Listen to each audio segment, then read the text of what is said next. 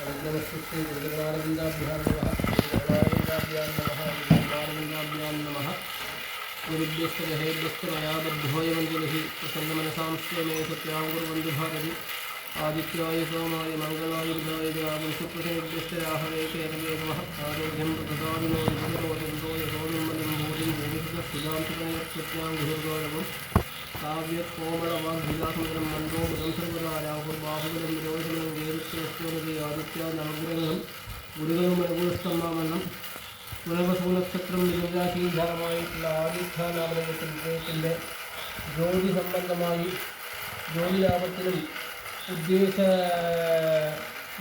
ജോലി ഉടനെ ലഭിക്കുന്നതിനുമായിട്ടുള്ള സർവവശ്യഭൂതിയാണ് ഇന്ന് ചെയ്തത്.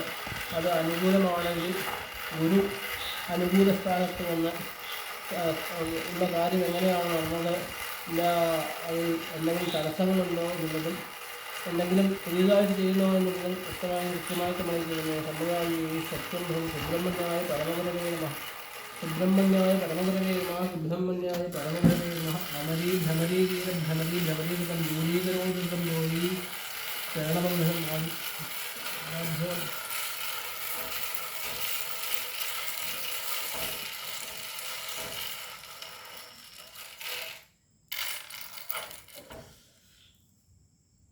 ദേവി സർവേശ്വരി.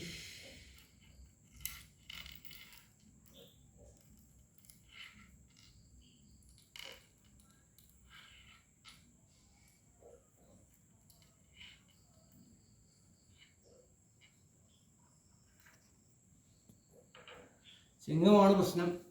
സിംഹപ്രശ്നം എന്ന് പറഞ്ഞാൽ 10ാം വീട്ടിലാണ്, കർമ്മസ്ഥാനത്ത് തന്നെ ഗുരു അനുകൂലമായിട്ട് വന്നിരിക്കുകയാണ്. അവിടെ ചൊവ്വയും ചേർന്നിട്ടുള്ള അവസ്ഥയാണ് ഗുരു മംഗളയോഗം എന്ന് പറയുക. അതുകൊണ്ട് തന്നെ വളരെ അനുകൂലപ്രദമായിട്ടുള്ള ഒരു വർഷമാണ് കിട്ടിയിരിക്കുന്നത്. അതുകൊണ്ട് തീർച്ചയായിട്ടും ജോലി കാര്യങ്ങളിലൊന്നും വലിയ തടസ്സമുണ്ടാവില്ല. അഥവാ 2 ദിവസം തള്ളിപ്പോയാലും ഈ ജോലി തന്നെ ഉദ്ദേശിച്ച ജോലി തീർച്ചയായിട്ടും കിട്ടും തന്നെയാണ് കാണുന്നത്. അപ്പോൾ നമുക്ക് ദീപാരാധന കാണിച്ചിട്ട്